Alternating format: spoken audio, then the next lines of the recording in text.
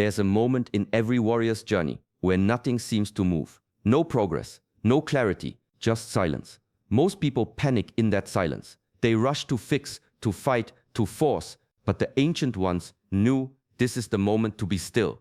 In Shaolin philosophy, there is a principle older than any technique. Wu Wei. It means non-doing, but not in the way most people think. It's not laziness, it's not giving up. It's a state of deep harmony where your actions arise naturally from presence, not pressure. Today, I will guide you through a teaching that most ignore. Because the modern world glorifies action, achievement, constant motion, but the masters of internal power understand real breakthroughs happen when you stop interfering, when you learn to stand still and watch. In this video, we'll explore the invisible energy behind inaction, why stillness can trigger movement in ways force never could, why the wisest monks train not just their bodies, but their ability to wait, to breathe, to not react. You'll hear about ancient Shaolin breathing practices, the hidden training behind detachment, and why sometimes doing absolutely nothing is the most strategic move. This isn't just philosophy, this is spiritual physics. If you stay until the end, you'll understand why the most disciplined people in the world choose stillness over struggle, why detachment is a form of trust, and how your life begins to shift the moment you stop trying to control it. This is Shaolin Soulfire. If these teachings speak to your spirit, subscribe and walk this path with us. A man once came to the temple furious with his brother. His hands trembled, his breath was shallow. He asked me how to control his anger. I said nothing. Instead, I poured him tea, slowly, without rush. As I handed him the cup, he was already calmer. Why?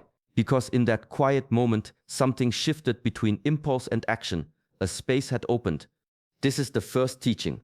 Every time you react without pause, you fall out of the present. You give your power away. The insult, the fear, the discomfort, they pull you like a puppet on a string.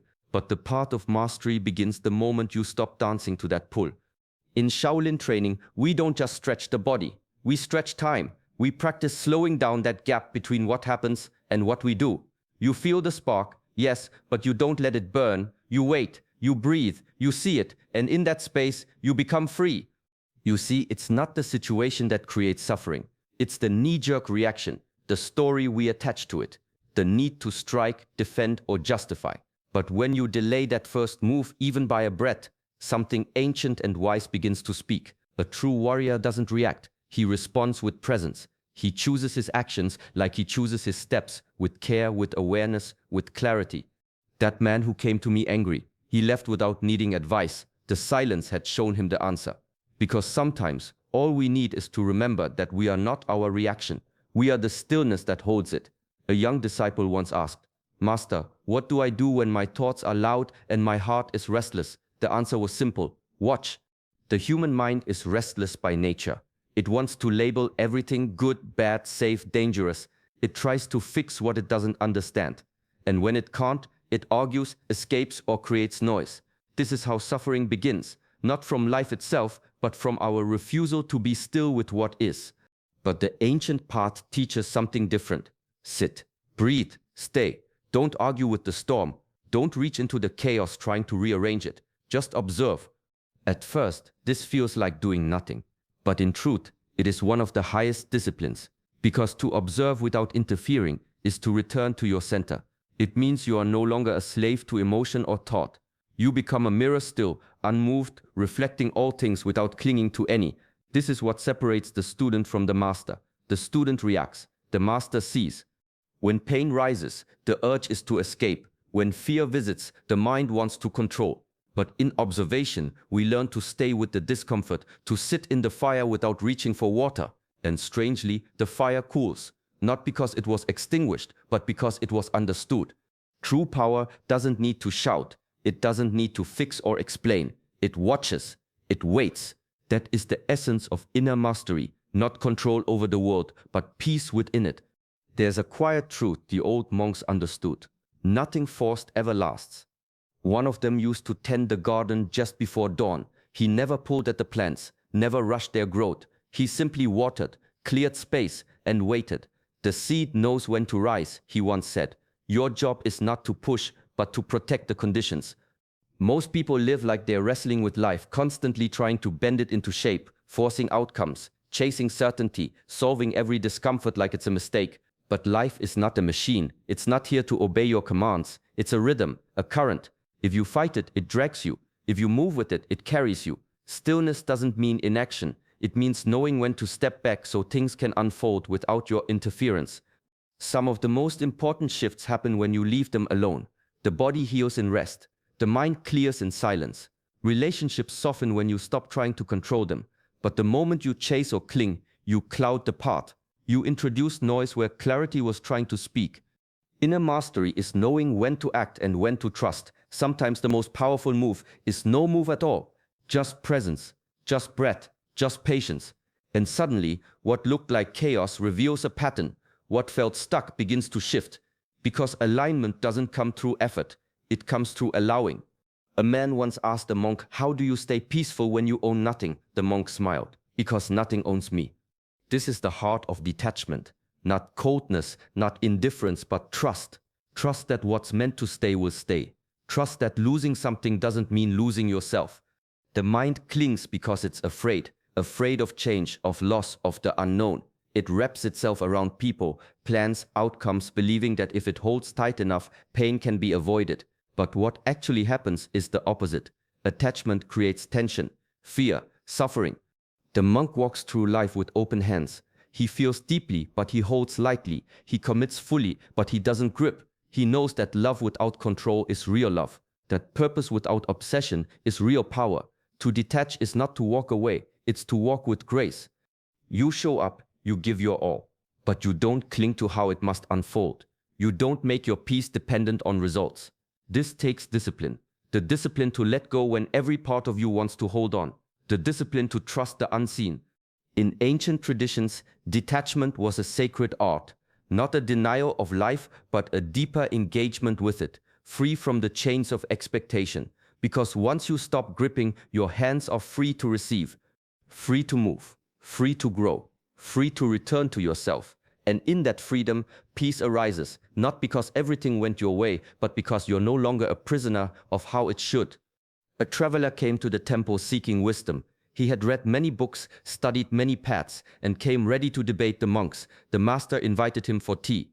As the visitor spoke, eager, restless, certain, the master poured tea into his cup and kept pouring until it overflowed. Startled, the traveler shouted, "It's already full." The master replied, "Like your mind." In Shaolin and Taoist teaching, emptiness is sacred, but not the emptiness of despair. It's the emptiness of space, of openness, of humility. The empty cup has potential. The full one is done. Most people move through life already full, full of opinions, full of stories, full of noise. And in that fullness, there's no room to receive anything new, no room for wisdom to enter, no room for truth to land. Stillness isn't just quiet. It's spaciousness. The inner discipline is to empty yourself again and again. Not to become nothing, but to become ready, like the breath before the movement, like silence before the drum. This is why the monks begin their day in stillness. Before the world enters, they return to zero. No assumptions, no rush, no clutter, just presence. Because when the mind is empty, the senses awaken. Insight has room to rise, and life in its quiet intelligence begins to teach you directly. This emptiness is not a weakness. It's not a void to fear. It's an invitation, a state of receptivity, not needing to be right, not needing to speak, just listening, just being. And in that sacred pause, everything begins. There was a time when the breath was considered sacred, not just a biological function, but a doorway, a bridge between what is seen and what is felt, between the body and the mind, between chaos and clarity. The old monks would begin every form, not with motion, but with breath. Deep, slow, a return. Because when in doubt, you don't need more thought, you need less noise, and the breath, steady and silent, carries you back. Shaolin breathwork isn't about control. It's not about forcing rhythm or chasing calm. It's about listening, becoming aware of where the energy pulls, where the chest tightens, where the body subtly braces against life. Every shallow breath is a message. Every held breath a signal. You don't push through it, you tune into it. And in tuning in, you begin to soften what was rigid, release what was held. Discipline is not just in the fists or the stance, It's in the willingness to stop and breathe before reacting, to notice the inner landscape before charging into the outer one. The breath teaches you to be here, not ahead of yourself, not behind, just here. And in this presence, something shifts, the storm quiets, the decisions become clearer, the fear loses its grip. In Shaolin tradition, the breath is life itself. Qi, the vital energy, rides on breath like a current. If the breath is rushed, the spirit scatters. If the breath is steady, the mind follows. So when confusion arises, when emotion surges, when the world spins faster than your center, come back. Inhale gently, exhale fully. Feel where you are, not to escape the moment, but to fully enter it. A student once asked, "Why do I feel confused when I try so hard to find answers?" The master led him to a still pond and dropped a stone into it. Ripples spread, mud rose from the bottom, the surface turned cloudy. "Now drink," he said. The student hesitated. "I can't, the water's not clear." "Exactly," the master replied. "This is your mind when you rush. Rushing stirs the water. Trying to force clarity only makes the mud rise. The more you grasp, the less you see. The more you push, the further truth slips away." Inner clarity isn't something you chase. It's something that arrives when you stop shaking the cup. In ancient practice, there is deep respect for timing, the wisdom to pause before speaking, the strength to delay action until the spirit is still. Even in the midst of urgency, the disciplined one waits for the water to clear. This doesn't mean inaction. It means precision, movement rooted in awareness, not reaction. There's a quiet power in waiting. Not passive waiting, but conscious present patience. You watch the emotion rise, you see the impulse to act, but you don't move yet. You let the mud settle, you breathe, you listen. And then from that stillness, the truth becomes visible, like stones at the bottom of a clear pond. Words spoken from that clarity carry weight. Decisions made from that space hold balance. The lesson is simple but not easy. Don't rush the mind. Don't stir the water. Let it settle. And in that quiet, what is real will reveal itself. There's a silence in the temple that feels alive, not empty but full, full of something unseen but deeply known. In that silence, the body becomes still, the breath softens, and the noise of the world slowly fades. Stillness in the Shaolin way is not for appearances. It's not to look peaceful. It's to become a vessel for listening. Not listening to words, not even to thoughts, but to something older, deeper, the rhythm beneath events, the quiet message hidden in daily life. When the limbs stop moving, the breath becomes the teacher. When the breath slows, the spirit begins to speak. This is not imagination. This is inner perception, a skill sharpened not by effort, but by presence. Most people miss these moments. They're too fast, too loud, too distracted, but insight never shouts. It waits. It speaks in subtle currents, in sudden knowing, in the space between two thoughts. Stillness is how you make yourself available to that wisdom. In ancient practice, warriors would sit for hours without motion, not to appear disciplined, but to align themselves with the deeper order of things. It's how they learned to move without wasting energy, to speak only when the words serve truth. Modern life teaches you to react, but the path teaches you to receive, to feel when it's time to act and when it's time to wait. This is sacred listening, not to others, not to noise, but to life itself, to the whisper of the moment, to the message that only comes when everything else falls quiet. You don't need to chase insight. You need to become quiet enough for it to find you. A bamboo seed is watered for years before it breaks the ground. No shoots, no leaves, nothing to show. To the untrained eye, it looks like failure, but beneath the surface, a vast root system is forming, strong enough to hold the height that will come later. Self-mastery works the same way. Most of the real transformation doesn't make noise. There's no applause for resisting anger, no spotlight when you choose silence over ego, but something shifts, slowly, quietly. Discipline rewires you from the inside. The breath deepens, the reactions fade, old habits begin to loosen their grip, not through force, but through quiet repetition, presence, intention. There's a deep trust required here, because you won't always feel progress, you won't always see proof, but that doesn't mean it's not working. The ancient path teaches this kind of patience, the kind that doesn't measure growth by speed or recognition, but by depth, by integrity. Stillness plants the kind of seeds that don't bloom overnight. It lays the foundation for something strong, something unshakable. The world may not notice your inner work, but you will, in the way you speak, in the way you walk into a storm without flinching, in the way your spirit no longer clings to noise. Just because the surface is calm doesn't mean nothing is happening. Still waters run deep, and deep waters carry power. Trust what's forming beneath. Trust the unseen. Let the roots grow before the branches reach.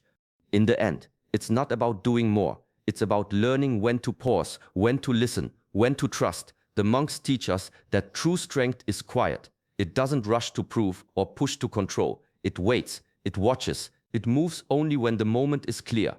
So as you go about your life, faced with decisions, tension, noise, remember the stillness we spoke of today. Let it guide your breath. Let it shape your response. Let it remind you that peace isn't something you chase. It's something you return to. Start small. A pause before speaking. A breath before reacting. A quiet moment in the middle of your day. These are not empty gestures. They are powerful alignments. Thank you for walking this path with us. If this teaching resonated with you, give it a like and subscribe to Shaolin Soulfire. There is more to come, more depth, more clarity, more truth. Until next time, stay present, stay grounded, stay free.